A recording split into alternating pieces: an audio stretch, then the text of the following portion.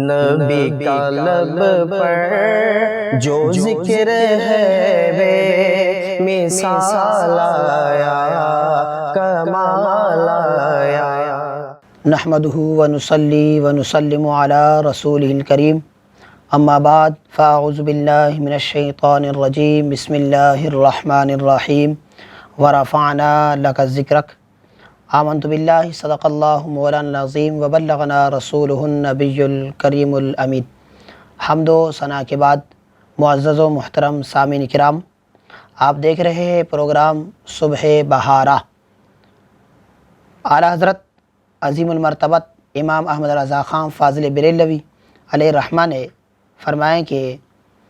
کہ وہ کمال حسن حضور ہے کہ گمان نقص جہاں نہیں، یہی پھول خار سے دور ہے، یہی شمع ہے کہ دھواں نہیں۔ صبح بہارہ کے اندر انشاءاللہ العزیز ہم آپ علیہ الصلاۃ والسلام کے ولادت کے وقت کے کچھ واقعات، اور پھر اس کے بعد کہ صبح بہارہ اور میلاد النبی صلی اللہ تعالیٰ علیہ وسلم کی جو تقاضے ہے، وہ کچھ واقعات اور کچھ احادیث مبارکہ آپ کے سامنے بیان کرنے کی سعادت حاصل کریں گے۔ رب تعالیٰ ان لمحات کے صدقے سے ہم سب پر اپنی رحمت نازل فرمائے، اور سرور دو عالم صلی اللہ تعالیٰ علیہ وسلم کی سیرت مبارکہ پر ہم سب کو عمل کرنے کی توفیق عطا فرمائے۔ اللہ تعالیٰ نے قرآن مجید فرقان حمید میں ارشاد فرمایا کہ وَرَفَعْنَا لَكَ ذِكْرَكَ، اے پیارے محبوب صلی اللہ تعالیٰ علیہ وسلم، ہم نے آپ کے ذکر کو آپ کے لیے بلند کر لیا۔ یہاں پر میں ناظرین کے لیے ایک بات بطور سبق عرض کرنا چاہوں گا کہ جب کبھی پروگرام میں ہو یا ویسے بھی حضور نبی اکرم صلی اللہ تعالیٰ علیہ وسلم کی اسم گرامی کو سن لے تو ضرور اس کے ساتھ صلی اللہ تعالیٰ علیہ وسلم پڑھ لیا کرے، کیونکہ ایک روایت میں آتا ہے کہ ایک مرتبہ جبرائیل امین حضور کے بارگاہ میں حاضر ہوتے ہیں، اور اس وقت کہ جب حضور ممبر شریف پر تشریف لے جا رہے تھے تو حضور نے جیسے ہی ممبر پر قدم مبارک کو رکھا تو جبرائیل نے آ کر حضور کے بارگاہ میں کچھ عرض کی، اور حضور نے اس پر فرمایا کہ آمین۔ پھر حضور نے دوسرے سیڑھی پر جب قدم رکھا تو پھر حضور نے فرمایا کہ آمین۔ پھر تیسرے پر حضور نے قدم رکھ کر فرمایا کہ آمین۔ اس کے بعد صحابہ اکرام رضوان اللہ تعالیٰ علیہم اجمعین نے عرض کی،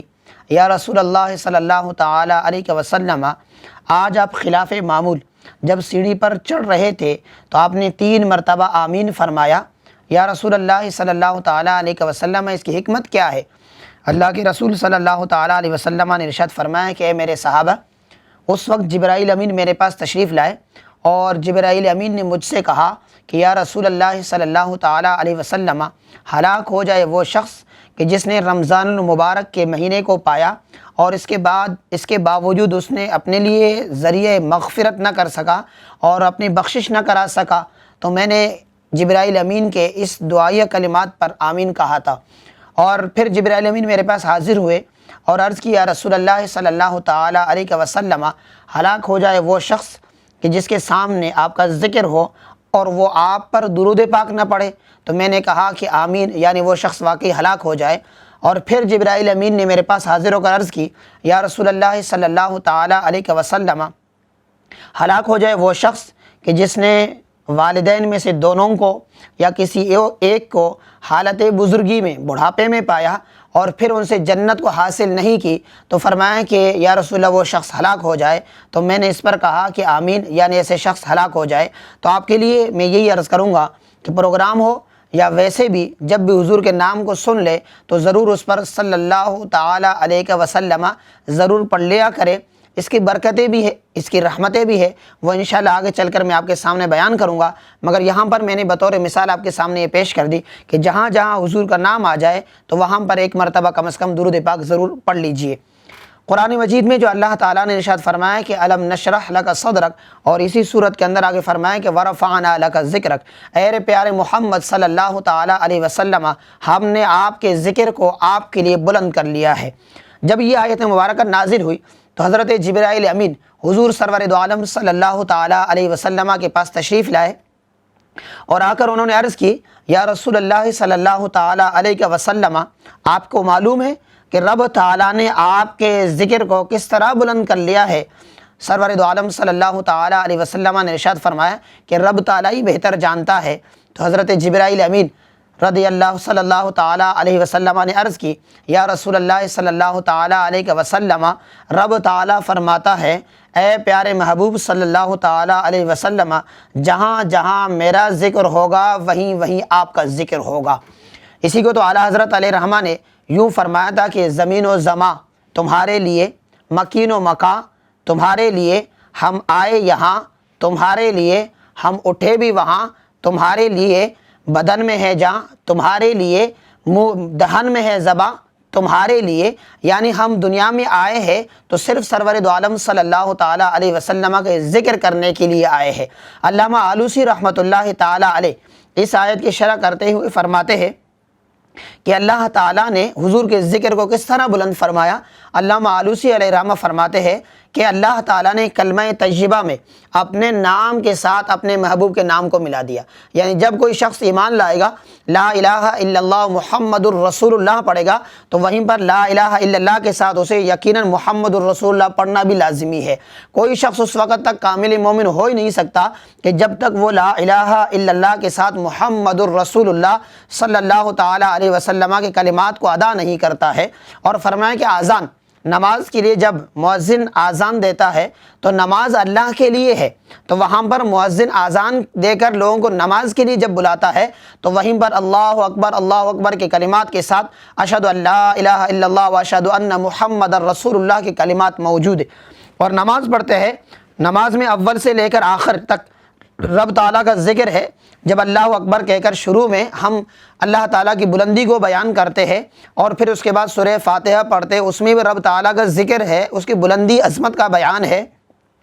قرآن کی آیتوں کی تلاوت کرتے ہیں، اور پھر آخر میں جب تشہد پہ بیٹھتے ہیں تو وہاں پر حضور کا ذکر موجود ہے۔ التحیات للہ والصلوات والطیبات، السلام علیک ایھا النبی، اے پیاری نبی صلی اللہ تعالیٰ علیہ وسلم، آپ پر بھی سلام ہو، آپ پر بھی درود ہو۔ یعنی نماز بھی اس وقت مکمل ہے کہ نماز میں جب حضور کا ذکر آ جائے، جب تک نماز میں حضور کا ذکر نہیں کریں گے اس وقت تک وہ نماز نمازی نہیں ہے۔ اور پھر فرماتے ہیں کہ اس سے بڑھ کر اور کیا ذکر کی بلندی ہو سکتی ہے کہ اللہ تعالیٰ نے حضور کی اطاعت کو اپنی اطاعت قرار دی ہے۔ فرمایا کہ من یطع الرسول فقد اطاع اللہ، کہ جس نے رسول اللہ کی اطاعت کی حقیقت میں اس نے رب تعالیٰ کی اطاعت کی ہے۔ اور اعلیٰ حضرت علیہ رحمہ اسی کو یوں فرماتے ہیں، بخدا خدا کا یہی ہے در، نہیں کوئی اور مفر مقر، جو وہاں سے ہو یہیں آ کے ہو، جو یہاں نہیں تو وہاں نہیں۔ یعنی جو حضور کے در سے ہو جائے تو پھر وہ کامیاب ہے،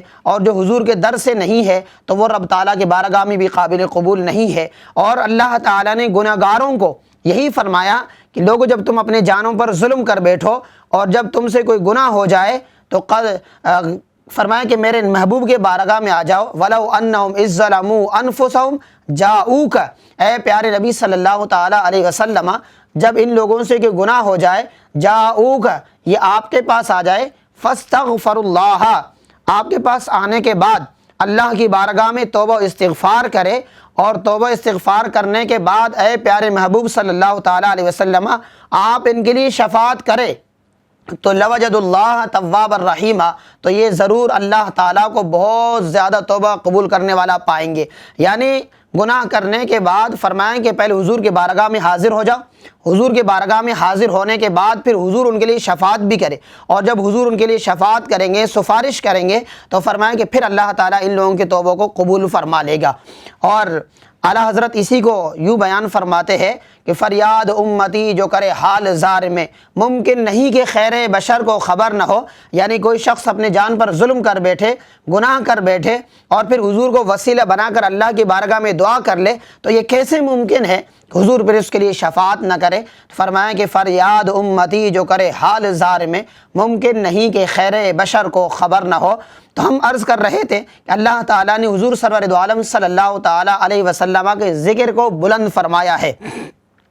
اور ولادت باسعادت سے پہلے، حضور کے آمد سے پہلے حضور کا میلاد موجود تھا۔ کئی روایتیں موجود ہیں، اللہ تعالیٰ نے قرآن مجید میں ارشاد فرمایا وَإِذَا أَخَذَ اللَّهُ مِيثَاقَ النَّبِيِّينَ لَمَا آتَيْتُكُم مِّن كِتَابٍ وَحِكْمَةٍ ثُمَّ جَاءَكُم رَّسُولٌ مُصَدِّقٌ لِّمَا مَعَكُمْ لَتُؤْمِنُنَّ بِهِ وَلَتَنصُرُنَّ۔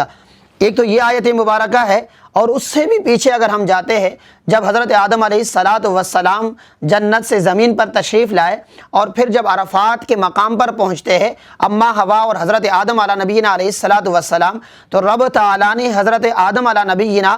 علیہ السلام کے پشت پر اپنا دست اقدس پھیر دیتے ہیں، اور پھر جتنے لوگ قیامت تک آنے والے ہیں یہ سارے لوگ ظاہر ہو جاتے ہیں، اور اس کے بعد پھر رب تعالیٰ ان لوگوں کو مخاطب فرماتا ہے اور ان سے فرماتا ہے کہ کیا میں تمہارا رب نہیں ہوں؟ الست بربکم، کیا میں تمہارا رب نہیں ہوں؟ روایتوں میں آتا ہے کہ وہاں پر انبیاء بھی موجود تھے، گروہ انبیاء کی ارواحیں بھی موجود تھی، وہاں پر گناہ گار بھی موجود تھے، وہاں پر متقی لوگوں کی روحیں بھی موجود تھی، وہاں پر کفار کی روحیں بھی موجود تھی، وہاں پر بھی میرے اور آپ کے آقا صلی اللہ تعالیٰ علیہ وسلم کے روح سب سے پہلے اللہ کے بارگاہ میں عرض کی، قالوا بلا، اے باری تعالیٰ کیوں نہیں، تو ہی ہمارا رب ہے۔ اور اللہ کے رسول صلی اللہ تعالیٰ علیہ وسلم نے وہاں پر بھی گواہی دی، اور حضور نے یوں اللہ تعالیٰ نے یوں تمام ارواح مقدسہ کو جمع کر کے ان کے سامنے اعلان فرمایا کہ میں رب ہوں، یعنی اپنا رب ہونا ظاہر فرمایا۔ اور پھر اس کے بعد اللہ تعالیٰ نے تمام انبیاء کے ارواح کو الگ فرمایا، تمام انبیاء کے ارواح کو جمع کر کے ان کے سامنے پھر حضور کا میلاد بنایا اور فرمایا کہ وَإِذَا أَخَذَ اللَّهُ مِيثَاقَ النَّبِيِّينَ لَمَا آتَيْتُكُم مِّن كِتَابٍ وَحِكْمَةٍ، اے ارواح مقدسہ جب میں تمہیں نبوت دوں، میں تمہیں کتاب دوں، اور پھر میں تمہیں دنیا میں بھیجوں، اور اس کے بعد پھر وہ رسول سرور دو عالم صلی اللہ تعالیٰ علیہ وسلم جب تمہارے پاس تشریف لائے تو ان پر ایمان لانا اور ان کی مدد کرنا یہ تم پر ضروری اور لازمی ہے۔ اور پھر فرمائیں کیا تم اس پر گواہ ہو؟ تمام انبیاء کرام نے عرض کی کہ ہاں باری تعالیٰ ہم اس پر گواہ ہے۔ یعنی انبیاء کرام کے سامنے رب تعالیٰ نے حضور کی تعریف اور توصیف کو بیان فرمایا، اور محفل میلاد کا مقصد یہی ہوتا ہے کہ اس میں حضور سرور دو عالم صلی اللہ تعالیٰ علیہ وسلم کے تعریف و توصیف ہو، حضور کے اوصاف کو بیان کیا جائے۔ ولادت مصطفیٰ صلی اللہ تعالیٰ علیہ وسلم سے پہلے جو جمعے کا دن ہے، جس دن کو ہم جمعہ کہتے ہیں، یہ پرانے زمانوں میں یعنی ولادت باسعادت سے پہلے عروبہ کے نام سے جانا جاتا تھا، اور حضور کے جد میں ایک شخص ہے حضرت کعب بن لؤی رضی اللہ تعالی عنہ۔ یہ وہ شخص ہے کہ آسمانی کتابوں میں انہوں نے پڑھ لیا تھا کہ نبی آخر الزمان صلی اللہ تعالی علیہ وسلم تشریف لانے والے ہیں۔ حضور کے آمد سے پہلے جمعے والے دن یعنی یوم عروبہ، جمعے والے دن لوگوں کو جمع فرمایا کرتے تھے اور لوگوں کے سامنے حضور کے اوصاف کو بیان فرمایا کرتے تھے۔ اے لوگوں، تمہیں پتہ ہے نبی آخر الزماں صلی اللہ تعالیٰ علیہ وسلم تشریف لانے والے ہیں، اور حضور کے اوصاف کو ان کے سامنے بیان کر کے بتایا کرتے تھے کہ وہ جو نبی آخر الزمان صلی اللہ تعالیٰ علیہ وسلم ہوں گے ان کے یہ اوصاف ہوں گے، اور وہ اس طرح چمکتے چہرے والے ہوں گے، اور جو آسمانی کتابوں میں حضور کے اوصاف موجود تھے اس زمانے میں ان اوصاف کو لوگوں کے سامنے بیان کیا کرتے تھے۔ یہی وجہ ہے کہ جب حضرت عبداللہ بن سلام رضی اللہ تعالی عنہ ایمان لاتے ہیں،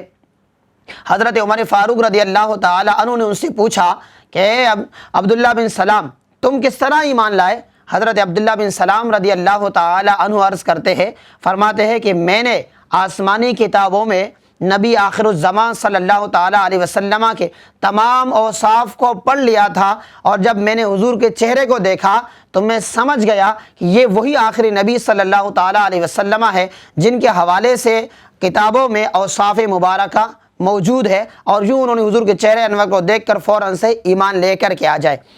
اور جس وقت حضور سرور دو عالم صلی اللہ تعالیٰ علیہ وسلم دنیا میں تشریف لائے، آپ اس دنیا میں جب مبعوث ہوئے تو اس وقت حضرت شفا رضی اللہ تعالی عنہا روایت کرتی کہ میں اس گھر میں موجود تھی، اور جب حضور دنیا میں تشریف لائے تو یوں لگ رہا تھا جیسے گھر جو ہے بقعۂ نور بن گیا، اور یوں آسمان کے ستارے ایسے لگ رہے تھے جیسے وہ ٹوٹ کر ابھی گھر کے اندر گر جائیں گے، اور بالکل وہ قریب آ گئے اور پورا گھر جو ہے وہ نور سے بھر گیا، اور سرور دو عالم صلی اللہ تعالیٰ علیہ وسلم اس انداز سے تشریف لائے۔ اور اس کے علاوہ پھر بچپنے کے جو واقعات ہیں،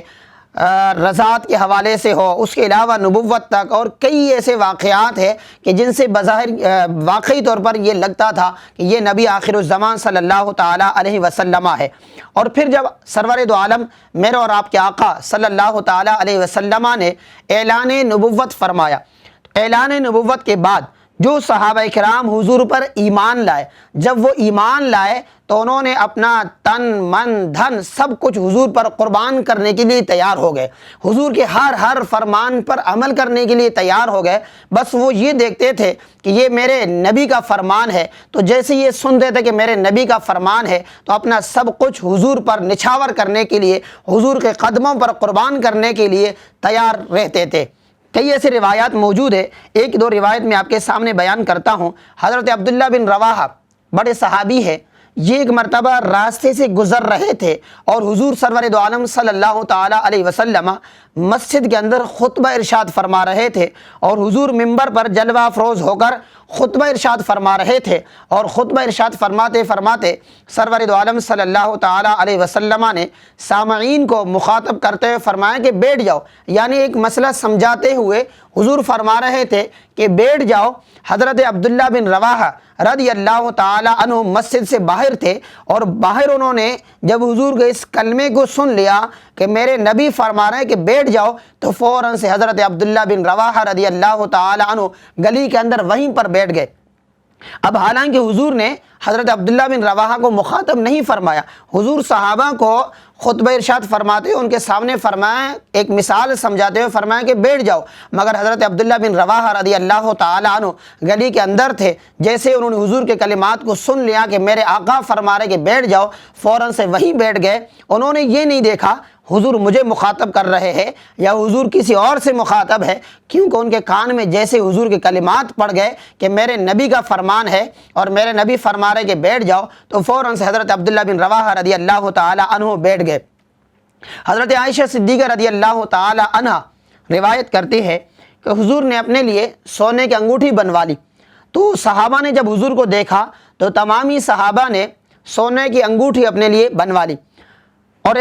کچھ دنوں کے بعد حضور نے ایک دن خطبہ ارشاد فرماتے ہوئے اپنے ہاتھ سے اس انگوٹھی کو نکال لی اور فرمایا کہ سونے کو رب تعالیٰ نے دنیا میں مردوں پر حرام فرمایا ہے۔ اور جب حضور نے اپنے ہاتھ سے انگوٹھی نکال لی تو دیکھتے دیکھتے تمام صحابہ کرام نے اپنے ہاتھوں سے انگوٹھی نکال لی،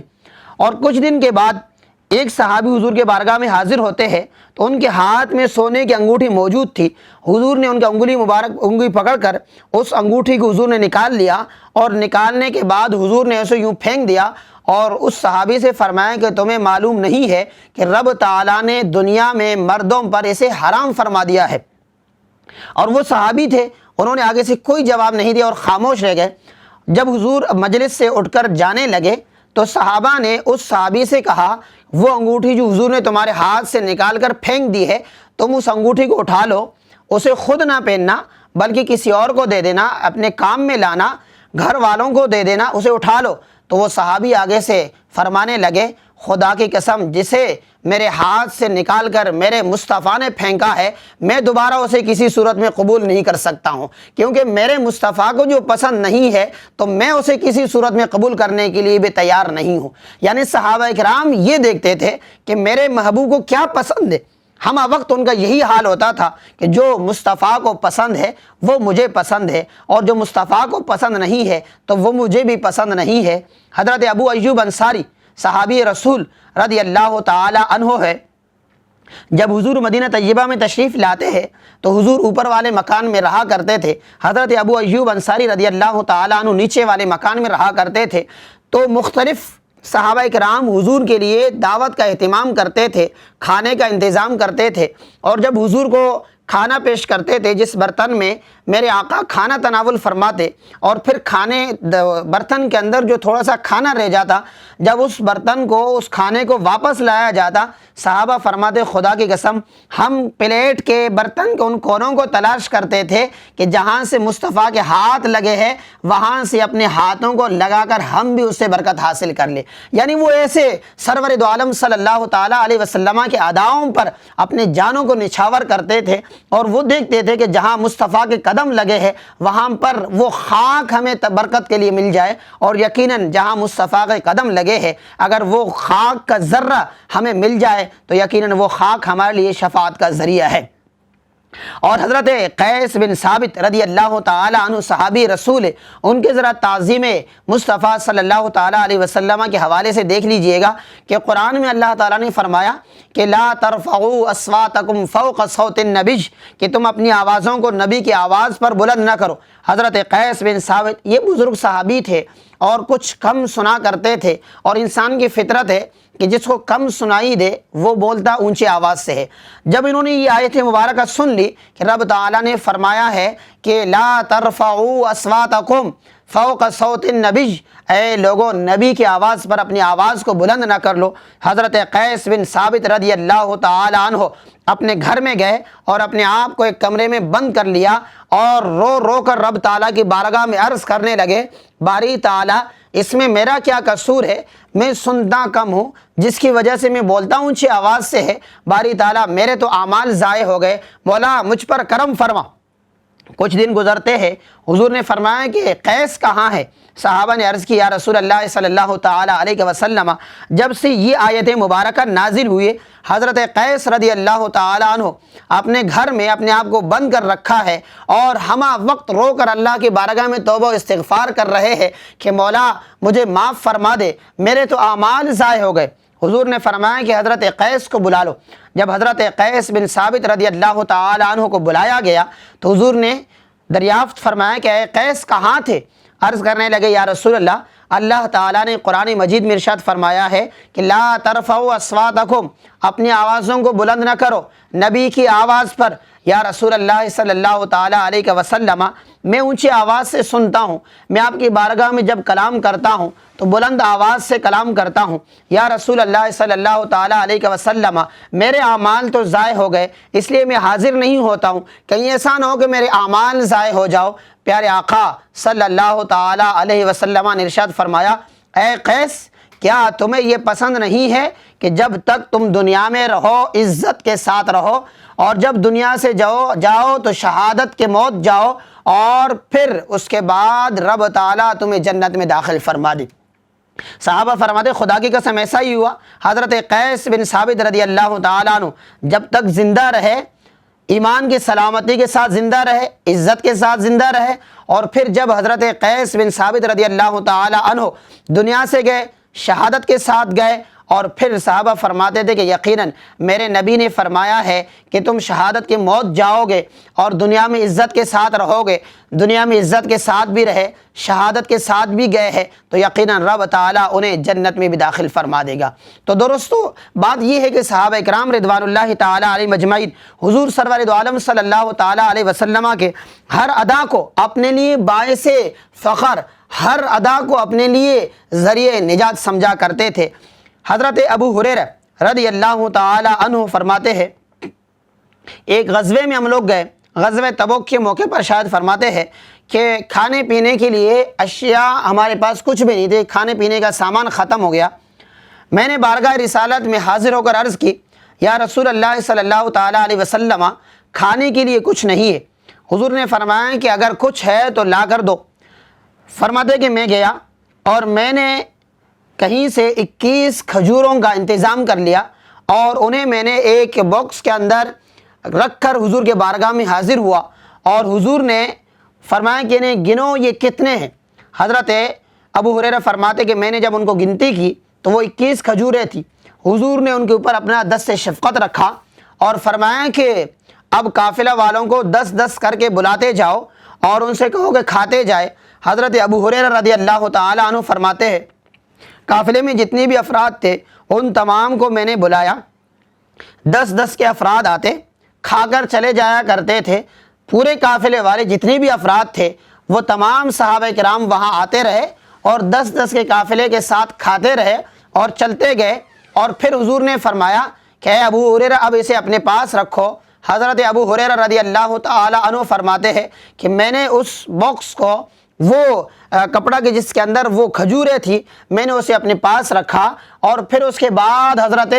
ابو بکر صدیق رضی اللہ تعالی عنہ کے زمانے میں اس سے کھاتا رہا، اور پھر حضرت عمر فاروق رضی اللہ تعالی عنہ کے زمانے میں اس سے کھجوریں نکال کر کھاتا رہا، اور پھر حضرت عثمان غنی کے زمانے میں بھی میں اس سے کھجوریں نکال کر کھایا کرتا تھا، حتیٰ کہ جب حضرت عثمان غنی رضی اللہ تعالی عنہ شہید ہو گئے اس وقت وہ باکس مجھ سے کہیں چوری ہو گیا، اور فرماتے ہیں خدا کی قسم جب ہم نے ان کھجوروں کو گنتی کی تھی شروع میں وہ 21 کھجوریں تھیں، اور پھر یہ کئی سالوں تک میں اس سے کھاتا رہا۔ اگر میں یہ کہوں کہ میں نے 2 وسق یعنی 2 منوں سے زائد اس سے کھا لیا ہے تو اس میں کوئی شک نہیں ہے۔ آپ یہاں سے اندازہ لگا سکتے ہیں کہ 21 کھجوریں تھیں جس پر میرے اور آپ کے آقا نے اپنا دست شفقت رکھا تو وہ 21 کھجوریں کئی منوں میں بدل گئی، اور پھر اس کے بعد سیدنا ابو ہریرہ فرماتے ہیں کہ کئی سالوں تک میں ان سے استفادہ حاصل کرتا رہا اور میں ان سے کھاتا رہا۔ حضرت ابو ہریرہ رضی اللہ تعالیٰ عنہ یہ وہ صحابی ہے کہ جو سب سے زیادہ احادیث مبارکہ کو یاد کیا کرتے تھے، اور فرماتے کہ مجھے اتنی ساری حدیثیں کیوں کر یاد ہے۔ وہ خود اپنا واقعہ بیان فرماتے ہیں، فرماتے کہ ایک روز میں حضور کی بارگاہ میں حاضر ہوا، اور حاضر ہو کر میں نے عرض کی یا رسول اللہ صلی اللہ تعالیٰ علیہ وسلم، میں آپ کے کلمات کو جب سنتا ہوں یاد کرنے کی کوشش کرتا ہوں مگر بھول جاتا ہوں، یا رسول اللہ صلی اللہ تعالیٰ علیہ وسلم میں کیا کروں؟ حضور نے فرمایا کہ اپنا چادر بچھا دو۔ فرماتے کہ میں نے جیسے ہی چادر بچھائی تو حضور نے اپنے لب یوں بھر کر اس کے اندر ڈال دیے، کچھ نہیں دکھ رہا تھا حضور نے کیا ڈالا، صرف اتنا ہی دکھ رہا تھا کہ حضور ہوا میں اپنے یوں لب بھرتے تھے اور یوں میرے چادر کے اندر ڈالا کرتے تھے، اور پھر حضور نے فرمایا کہ اس چادر کو اپنے سینے سے لگا دو۔ حضرت ابو ہریرہ فرماتے کہ میں نے چادر کو لپیٹ کر اپنے سینے سے لگا دی۔ فرماتے خدا کی قسم وہ دن ہے اور آج کا دن ہے میں حضور کی کوئی بھی حدیث مبارکہ سن لیتا ہوں وہ دوبارہ بھولنے کا نام ہی نہیں لیتا ہے، یعنی اس طرح مجھے یاد ہو جاتی ہے حدیث مبارکہ کہ میں دوبارہ اسے کبھی بھولتا ہی نہیں ہوں۔ تو ناظرین کرام، میلاد مصطفیٰ صلی اللہ تعالیٰ علیہ وسلم کے موقع پر آخری پیغام، ہم کیا کریں، اپنی زندگیوں کو کیسے بدل لیں۔ ہماری زندگیوں میں کئی میلادیں گزر گئی، یہ میلاد آج میلاد کا دن ہے، آج سرور دو عالم صلی اللہ تعالیٰ علیہ وسلم کے یوم ولادت ہے، یہ دن بھی گزر جائے گی۔ ہم کیا کریں ایسا کوئی عمل کہ ہم جس کی وجہ سے ہماری زندگیاں بدل جائیں۔ تو یاد رکھیے کہ ایک عمل ایسا بھی ہے دنیا کے اندر اگر ہم اس پر عمل کرنا شروع کر دیں تو یقیناً اس کی وجہ سے رب تعالیٰ دنیا کے اندر جو مصیبتیں ہیں، آج دنیا کے اندر ہر شخص پریشان ہے، پریشان تو ہر شخص ہے، چاہے وہ امیر طبقے سے تعلق رکھتا ہو یا غریب طبقے سے تعلق رکھتا ہو، پریشان ہر شخص ہے، مگر ہم یہ نہیں سمجھ پا رہے اس پریشانی کو ہم دور کیسے کریں۔ وہ ایک ہی حل ہے کہ سرور دو عالم صلی اللہ تعالیٰ علیہ وسلم پر کثرت سے درود پاک پڑھ لیا کریں۔ آج اس پروگرام کے توسط سے یہ طے کر لے کہ میلاد مصطفیٰ صلی اللہ تعالیٰ علیہ وسلم کے اس پروگرام کے صدقے سے اور اس سال میلاد مصطفیٰ کے موقع پر یہ طے کر لے کہ روزانہ کم از کم چند مرتبہ میں حضور پر بیٹھ کر کثرت کے ساتھ درود پاک پڑھ لیا کروں گا۔ ایک واقعہ میں آپ کے سامنے عرض کرتا ہوں درود پاک کی فضیلت کے حوالے سے۔ احادیث مبارکہ کو اگر دیکھتے ہیں نا، کئی احادیث مبارکہ موجود ہے جس میں فرمایا کہ بندہ جب ایک مرتبہ درود پاک پڑھتا ہے رب تعالیٰ اس پر اپنی 10 رحمتیں نازل فرما دیتا ہے، اور اس بندے کے 10 گناہوں کو بھی معاف فرما دیتا ہے، اور اس بندے کے 10 درجات کو بھی بلند فرما دیتا ہے۔ ایک مرتبہ درود پاک پڑھنے کی وجہ سے رب تعالیٰ کی 10 رحمتیں ہیں اور 10 گناہوں کو بھی رب تعالیٰ معاف فرما دیتا ہے، اور ہم گناہ گاروں کے درجات کو بھی بلند فرما دیتا ہے۔ تو کیوں کر ہم اس عمل کو چھوڑ رہے ہیں؟ آج دنیا میں ہم پریشان ہیں، اگر ایک مرتبہ درود پاک پڑھ لیں گے رب تعالیٰ اپنی 10 رحمتیں ہم پر نازل فرما دے تو یقیناً پھر اس کے بعد دنیا میں کوئی پریشانی کی بات ہے ہی نہیں، کیونکہ پریشانی اس وقت ہے کہ ہم اپنے رب سے دور ہیں، ہم اپنے نبی سے دور ہیں۔ اگر ہم اپنے نبی سے جڑ جائے، اپنے رب سے جڑ جائے تو دنیا کی جتنی بھی پریشانیاں ہیں یہ تمام کے تمام مٹ جائیں گے اور یہ تمام کے تمام ختم ہو جائیں گے۔ شیخ سمرقندی رحمۃ اللہ تعالیٰ علیہ ایک بہت بڑے بزرگ گزرے ہیں، فرماتے کہ حج کے موقع پر میں جب حج کے لیے گیا تو وہاں پر میں نے ایک نوجوان کو دیکھا کہ وہ طواف کر رہے ہیں تو طواف کے دوران درود پاک پڑھ رہے۔ پھر جب ہم عرفات میں گئے میں نے اس نوجوان کو دیکھا کہ وہاں پر بھی درود پاک پڑھ رہا۔ مزدلفہ میں گئے وہاں پر بھی درود پاک اس کی زبان پر جاری ہے۔ شیخ سمرقندی رحمۃ اللہ تعالیٰ علیہ فرماتے ہیں میں یہ سمجھا شاید یہ نوجوان ہے اور یہ یہاں کے دعاؤں سے واقف نہیں ہے، دعائیں اس کو یاد نہیں ہیں جس کی وجہ سے یہ صرف درود پاک پڑھتا ہے۔ حضرت شیخ سمرقندی رحمۃ اللہ تعالیٰ علیہ فرماتے ہیں انہیں تعلیم دینے کے لیے میں آگے بڑھا اور میں نے شفقت سے ان سے کہا کہ اے نوجوان، تمہیں دعائیں یاد نہیں ہیں؟ اگر یاد نہیں ہے تو میں تمہیں یاد کرا لیتا ہوں کہ عرفات میں یہ دعا پڑھ لے، مزدلفہ میں یہ پڑھ لے، طواف کے دوران لبیک اللہم لبیک کی صدائیں ہیں یہ پڑھ لیا کرے۔ تو جیسے ہی میں اس نوجوان کے پاس گیا اور میں نے ان سے جب یہ کلمہ کہا کہ آپ دعائیں کیوں نہیں پڑھ رہے، صرف درود پاک پڑھ رہے ہو، تو اس نوجوان نے کہا خدا کی قسم جو درود پاک کی برکتیں ہیں، میں نے جو برکتیں درود پاک کی دیکھی ہے تو یقیناً اس سے بڑھ کر میرے نزدیک کوئی اور چیز تو ہے ہی نہیں۔ تو شیخ سمرقندی رحمۃ اللہ تعالیٰ علیہ فرماتے کہ میں نے ان سے کہا ذرا وہ برکتیں ہمارے لیے بھی بیان کر دے۔ تو اس نوجوان نے کہا بات یہ ہے کہ جب ہم گھر سے نکلے، پیدل نکلے حج کرنے کے لیے، تو میں اور میرے والد تھے، راستے میں جب کسی جنگل میں پہنچے تو میرے والد صاحب کا انتقال ہوا۔ جب والد صاحب کا انتقال ہوا گناہوں کی وجہ سے ان کا چہرہ بگڑ گیا، اور جب میں نے والد صاحب کے چہرے کو دیکھا کہ میرے والد صاحب کا چہرہ بگڑ گیا ہے تو میں پریشان ہو گیا کہ ارے تو کیا کروں، اگر میں جا کر کسی بستی والے کو بتا دیتا ہوں، وہ آئیں گے چہرے کو دیکھیں گے تو فوراً سے اٹھا کر میرے والد صاحب کو جنازے کو پھینک دیں گے اور کہیں گے کہ یہ گنہگار شخص ہے، پھینک دیں گے، کیا کروں؟ اور اگر میں ایسے ہی والد صاحب کو چھوڑ کر چلا جاتا ہوں تو پوری زندگی حسرت رہے گی کہ والد صاحب کا انتقال ہوا تھا اور میں نے والد صاحب کو ایسے ہی چھوڑ دیا۔ فرماتے ہیں کہ اسی حالت میں نیند آ گئی اور خواب میں کیا دیکھتا ہوں کہ کوئی نورانی چہرے والا شخص ہے، وہ تشریف لاتے ہیں اور میرے والد صاحب کے چہرے پر، جسم پر اپنا ہاتھ پھیرتے ہیں۔ جب وہ ہاتھ پھیرتے ہیں تو ایسا لگ رہا تھا کہ میرے والد صاحب کا چہرہ جو ہے چاند کی طرح چمکنے لگتا ہے۔ اور جب وہ شخص جانے لگے تو میں نے آگے بڑھ کر ان سے عرض کی اے بزرگ ہستی ذرا یہ بتا دیجئے گا کہ ہے کون؟ تو وہ فرمانے لگے کہ میں تمہارا نبی ہوں۔ میں نے عرض کی یا رسول اللہ قربان جائیے، تو پھر ذرا یہ بتائیے آپ نے یہ احسان کیوں کر فرمایا؟ حضور سرور دو عالم صلی اللہ تعالیٰ علیہ وسلم نے فرمایا اے نوجوان،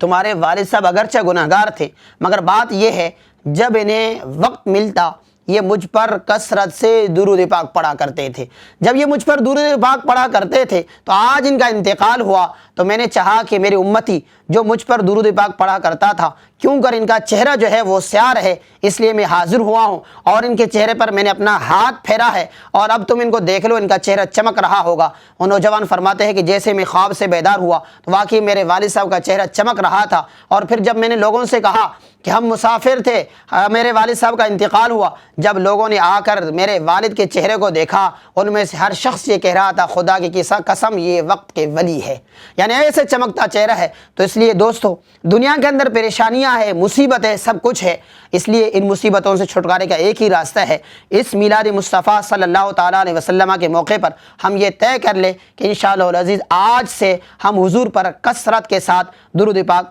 پڑھیں گے۔ اقبال نے کہا تھا ہو نہ یہ پھول تو بلبل کا ترنم بھی نہ ہو، چمن دہر میں کلیوں کا تبسم بھی نہ ہو، یہ نہ ساقی ہو تو نہ میں ہو نہ تم ہو، خیمہ افلاک کا استادہ اسی نام سے ہے، نبض ہستی تپش آمادہ اسی نام سے ہے،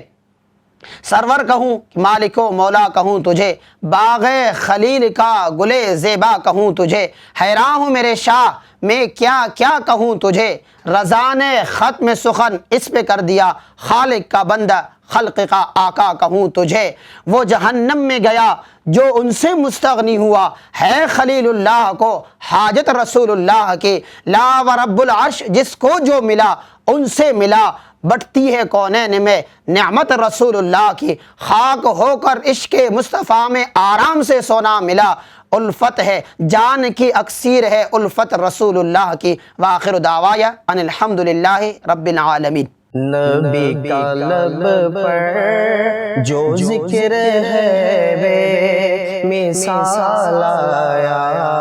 کمال